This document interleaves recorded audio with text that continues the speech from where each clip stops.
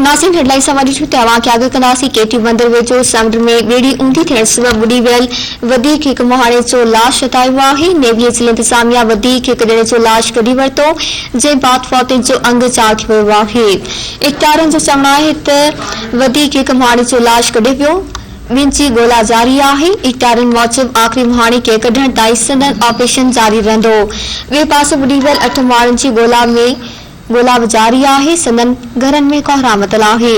तेज़ हवाउनि सबब समुद्र में ॿेड़ी ऊंधी थियण करे 24 महाणा बुडी विया हुआ जिन मां 12 खे बचायो वियो आहे।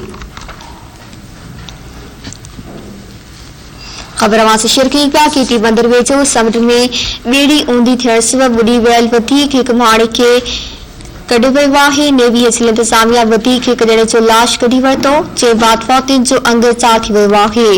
इकतारनि जो चवणु आहे त वधीक हिक महाणे जो लाश कढियो वियो आहे ऐं ॿिनि जी ॻोल्हा जारी आहे। आग कई पिया वाक़ी इकतारनि मूजिब आख़िरी महाणे खे कढण ताईं संदन ऑपरेशन जारी रहंदो। ॿिए पासे बुडी वियल 8 माण्हुनि जी ॻोल्हा बि जारी आहे। संदन घरनि में कोहरामतल आहे। तेज़ हवाउनि सबब समुद्र में ॿेड़ी ऊंधी थियण करे 24 महाणा बुडी विया हुआ जिन मां 12 खे बचायो वियो हो।